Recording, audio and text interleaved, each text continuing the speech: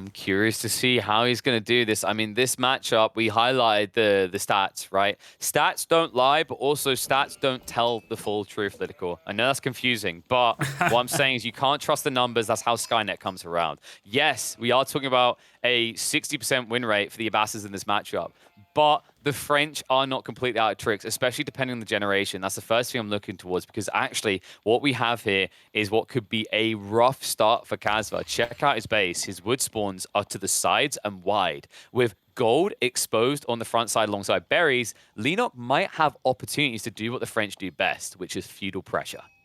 And speaking of feudal pressure, this is one of those Lipany generations where we barely have any cliffs spawning, so it's a relatively open playing field, which once again gives an edge to the French in these raiding opportunities. Sometimes we see a lot more cliff spawning for Lipany, and that makes it much more defendable, much more Abbasid favored, so to say. This time around, Leenock is going to have all the opportunities in the world to do some raiding, because those gold mines are pretty far out, the berries are out in the middle of nowhere, so a lot of opportunities for Leenock to use his knights to the best effect. Yeah, honestly, like right now, I think we're looking at this map going, is this Lipany? Guys, chill. It's Lipany. Look, there's a cliff. There are more berries than Tri-Arabia, cliffs. that's how you know. Yeah, exactly. That's the thing. Like Lipany, we come to expect the way you can tell is based on a central stealth forest, which doesn't happen half the time anymore, and cliffs. But really, the detail that matters is just berries. And that's exactly why this is the home map the Abbasses so frequently. Like, it has more berry spawns than practically any other map in default rotation. Of course, if there's someone you want as the Abbasses, it's access to berries, considering the gathering rate on those puts you up from the default 0.66 to a rate comparative to gathering from deer. And also keep in mind that with the Abbasids, and of course also the Delhi, you also get a lot more food out of those berries than other civilizations do when you build the mill nearby, and you get those fancy fences up. So on a map where you do have more berry patches than ordinary, being able to get that extra food on those berry patches also heavily delays your farm transition compared to other civs, which also makes this a rather favorable selection for a map like this. And I think the Abbasses actually get a lot more out of this map than the Delhi do these days, right? You can talk about the sacred sites and how powerful they can be, but with more civs being willing to invest in long feudal, I feel like the Delhi fell off a little bit. The other key detail to think about is the Abbasses buff towards the gathering rate. The Golden Age 1 is now 15%. Even before that, it was an extra 10%, which puts you actually up at a number comparative to gathering off of boar. This is something the Delhi can't compete with. Sure, they can get the tech upgrades for free into harvesting, but it's not uncommon for an Abbassid player to go for those harvesting techs as well and get them in comparative timings. So never underrate the power of the Civ. When you add in other elements, like the fact that they get a 50% discount on all their villager productions, you understand why it's all of a sudden the true powerhouse Civ in Age of Empires 4. Yeah, that's a great point that you bring up, indeed. Like, it's one thing that you gather food blazing fast, but compared to other civilizations, you're also having a much more efficient, cost-efficient, that is, villager production, so you can easily afford going 2 TCs and simultaneously still being able to eye the army to defend your base with. Other civilizations might struggle with this a little bit more, because even if you have great source of food, you're still going to pay full price for those villagers, plus of course you also have to invest quite a lot of resources in the army, so from that perspective, in this early feudal age period, the efficiency of the Abbasid economy and how they can turn that into extra eco and army at the same time is really something that puts them above many civilizations in the game right now. Yeah, and I think like a lot of people in this situation, they're hearing what we're talking about, this early economy situation. We can't underrate what the French do, right? 30% discount on eco upgrades, they build villages quicker. The problem, though, is they don't save in production in any way, right? And they also don't get these superior gathering rates. All the while, they're a civ that pays for a premium unit. Remind me the last time you saw a French player in a competitive setting not build knights. Ooh, this is a tough question. It always happens. Wait, hang on. A couple of weeks ago, Give You Anxiety went French knights, or not knights actually, spearmen archers together. So basically the good old school English longbowman build just with French. Didn't really work out, but at least he tried. But that's Give You Anxiety. He done that because he wanted to build rams. Like, most players don't just want to build rams. So like, you want knights. The knights are 240 resources. You don't get any discounts associated with that. You build them faster, actually. So if anything, there's a bigger burden in your economy. The reason why the Civ is struggling specifically against the Abbasses the most is because not only do the Abbasses have a lot more eco to freeload with and do what they want, the units they invest in are superior at countering heavy cavalry. We're talking mass horsemen that, as we've seen, if you have enough of them, can actually overwhelm knights. We're talking camel archers that give the aura debuff, relegating these heavy knights to something less than where they should even be if they didn't have the bonuses after a charge. And then we're also talking about spearmen with the phalanx that allows double the amount of units to attack. All these elements show you exactly why the French, with the standardized knight span build, struggle to match up against this Civ. Indeed, especially the Phalanx is the big one out there. Essentially doubling the effective DPS of your Spearman force makes those knights much more vulnerable. You can really not get away with any mistake against those spears because they are going to decimate your knights much faster than the spears of other civilizations. So you really gotta be careful microing your knights. One bad move and you lose the game essentially because your army is just gonna disappear in the blink of an eye. Here's another thought for you, actually. So what is the build we talked about a little bit earlier the French do? They go knights and they go archers. Well, that should be good, right? Because you just mentioned that the Abbasid player wants to build spears. So he's just going to build a lot of spears, but I'm going to build archers. And as we know, like ranged bulls can all attack at once, so good. Until you look at the numbers, Lidakor. Then the numbers tell the true story, okay? Like, I'm not asking Mason for the crack code from Call of Duty, but like, if you break it down, an archer does 5 damage by default, an extra 5, that sounds pretty good in a one-on-one. The issue about going up against Abbasid spears is double the amount of spears attack to what we're used to seeing. And if you think how often we see it, like we can see the archers win these kind of archer versus spear balls, but it's not like they don't take casualties or they don't lose a lot of troops. The issue you have is that spearmen do 8 damage by default, so double the amount of attacking, you're talking 16 damage to 10 damage before negations. So unless you actually have a clearly superior number of archers, you're not going to actually trade as well as you'd think, especially when you reach into 25, 30 of each on each side. And especially when the horsemen are also out there, because that's the big thing.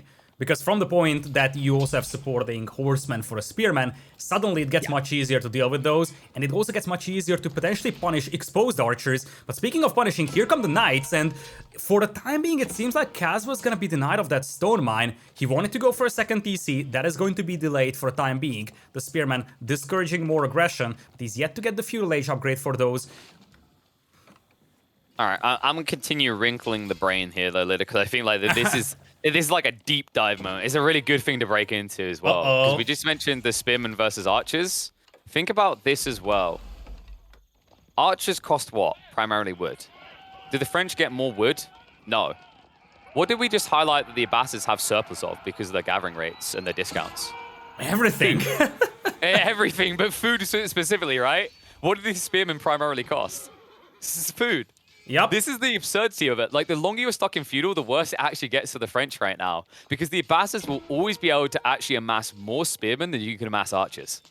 And speaking of amassing spearmen here, I mean, Kasva was doing a pretty good job dealing with those knights out there. The other one gets away with low HP, but he still managed to kill one of the scouts, which is going to limit Leenock's line of sight. Also got a kill on a knight, so Kasva has to be happy with that for the time being.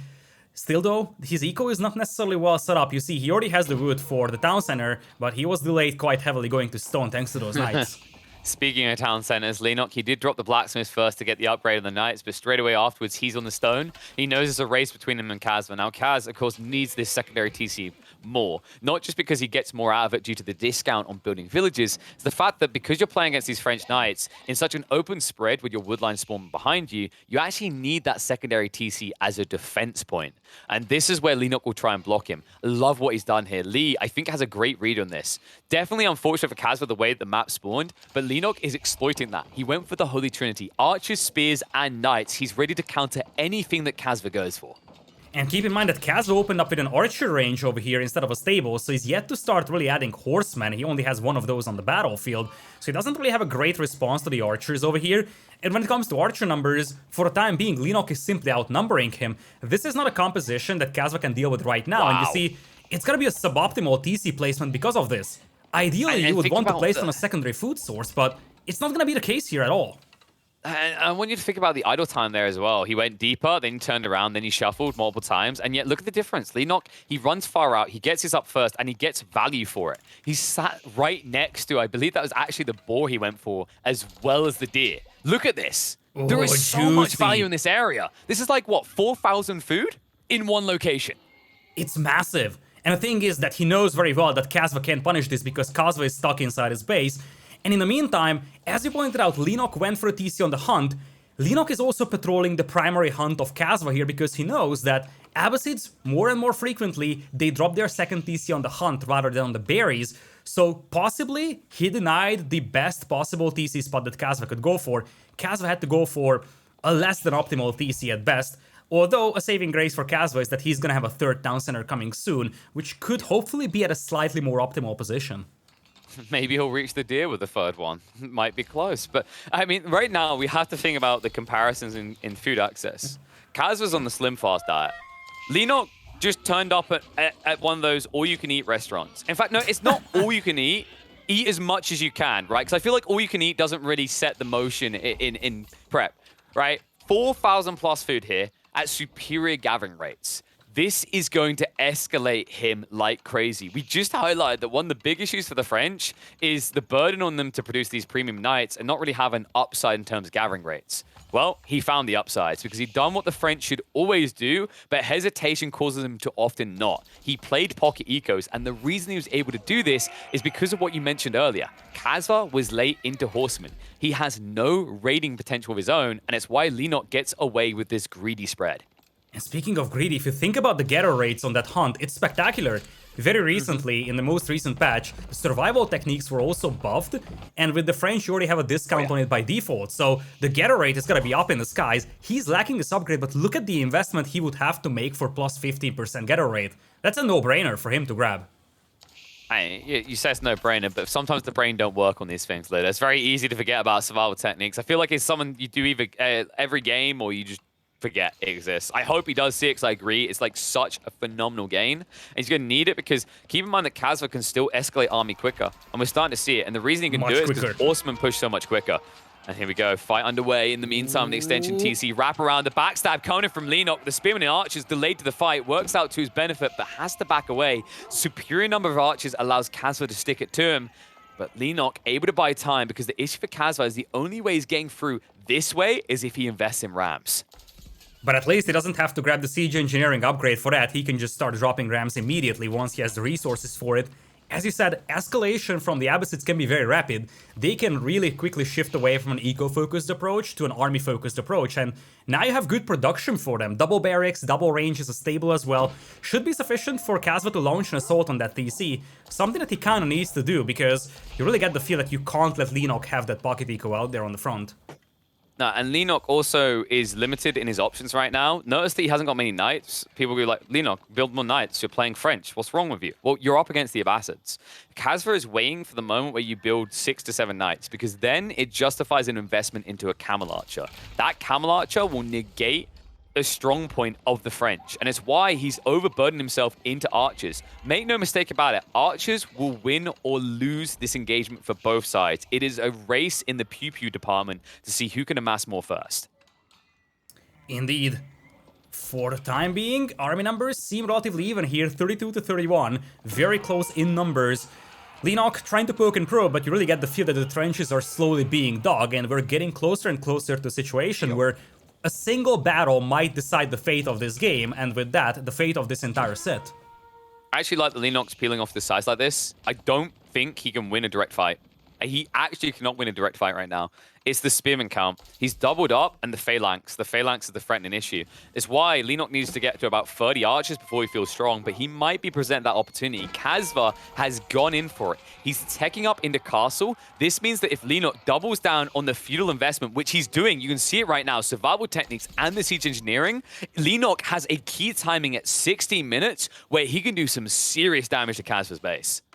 Indeed, we talked about this one, the Abbasids, they start to really kick in beyond the 17-18 minute mark. That's where their win rate starts to go up to the skies, all the way up to 60+%. One of the best in the game, because this is where the eco starts kicking in, and this is where you really land that Castle Age timing.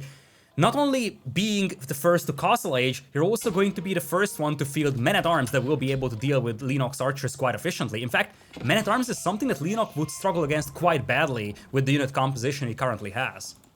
And Leenock, he might scout it out. This wraparound with the scout, remember, you can see the upgrade on the House of Wisdom itself if he gets close enough. At the bare minimum, he should raid and get a few kills here. He comes in with a pinch, but Spearman quick to react.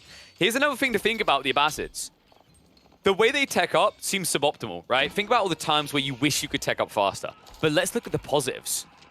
For 2 minutes, I am gathering resources before my tech up triggers. I am not investing any villages in building it up. I'm just gathering. And the benefit of this is it means the Basses tend to actually be stronger on arrival in castle than any other civ because they've already saved up a huge quantity of resources to immediately invest into those premium units. That's exactly it. I mean, if you take a look at the House of Wisdom, it's a blessing and a curse at the same time. It's a blessing when you can do what you just said. It is a curse when you are falling behind in age-up timings. It's also a curse for Kasva if he keeps losing villagers like that. Knight swooping in here, doing quite a lot of damage from both directions, actually. Leenock is landing his timing here. It's time to go. Leenock, he built 2 rams. He was waiting for this. He was prepped for the time, and he even split off a few archers to chase after the villagers. Kasva is desperate. Look at his food income. It's sinking down towards 0. He's going to struggle to field an army. Right now, it's discount budget land here. Archers and spearmen are not going to cut it. Not with the amassment of forces Leenock has. He understands his timing, and Kasva, if he does not find a footing fast, could be out this game by 20 minutes.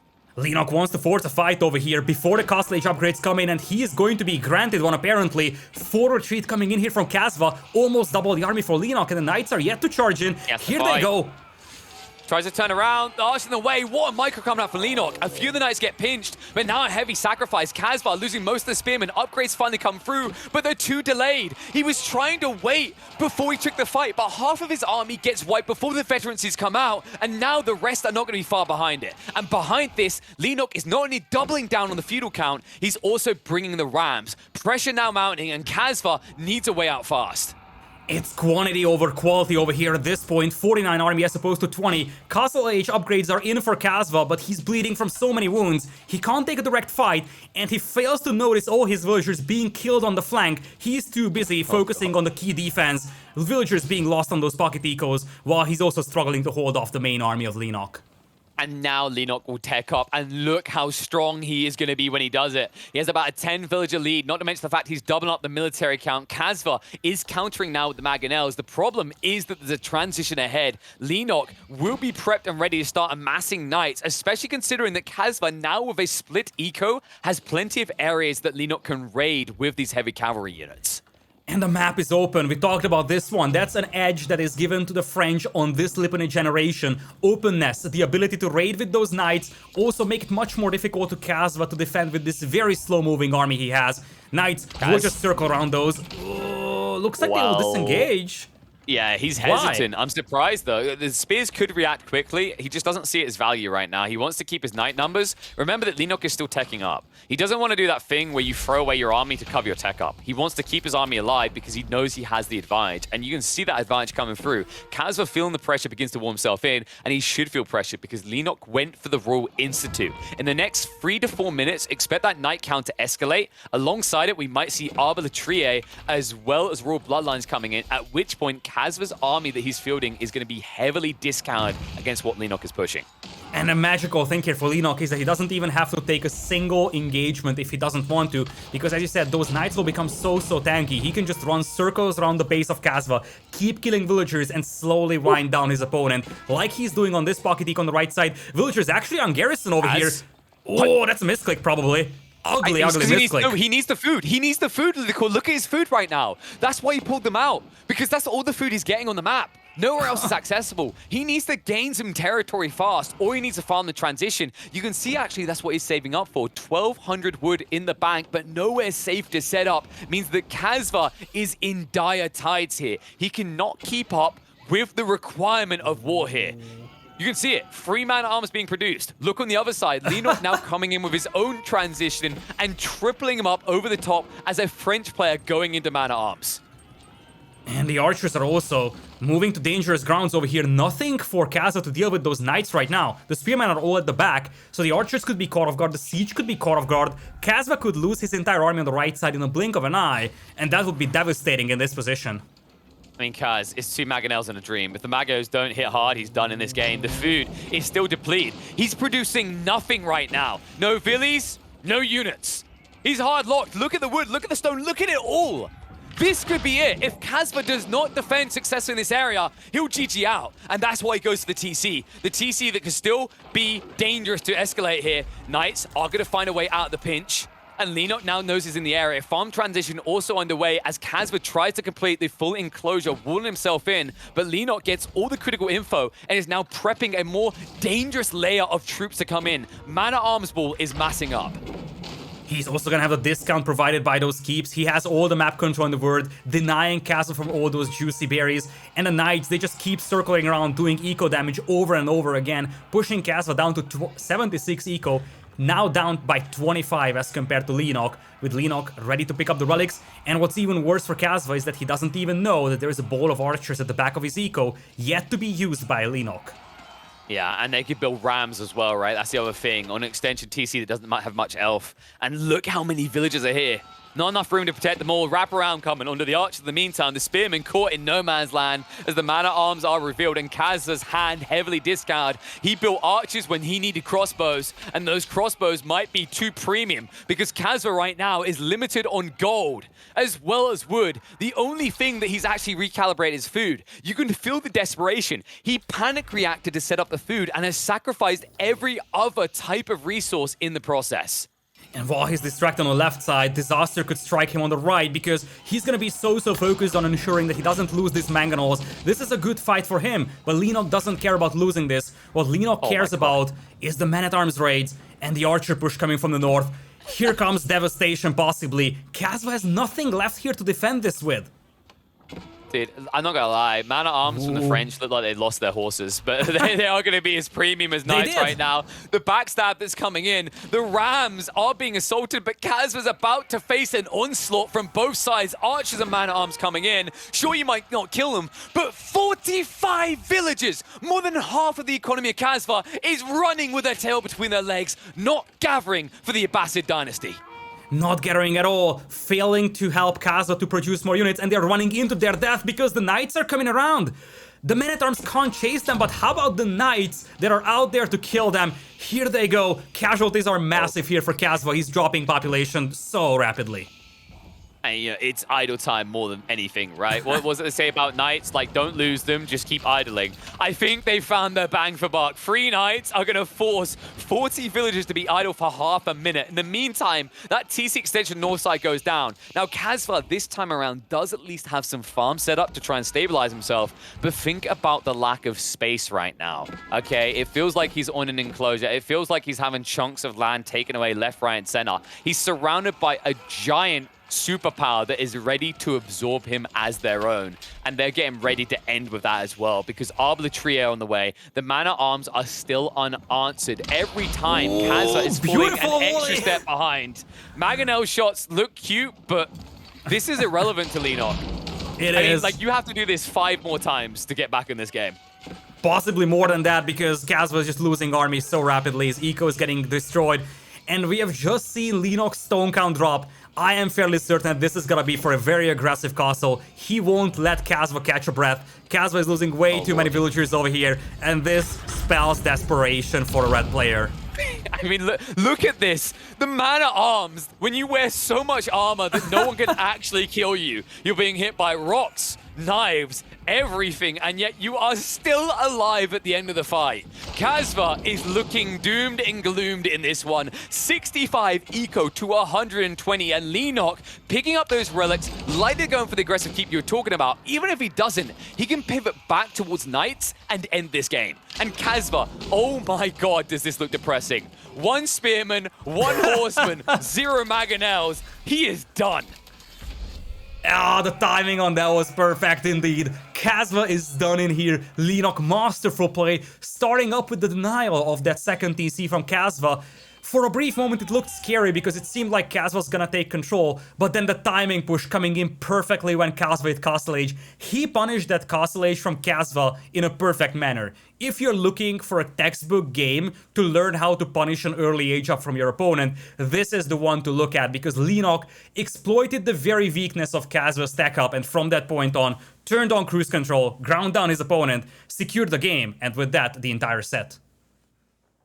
Stats don't lie, but people lie about why the stats go that way. We said that at the beginning of this series, and it comes true at the end. Just because a number tells you something, just because a computer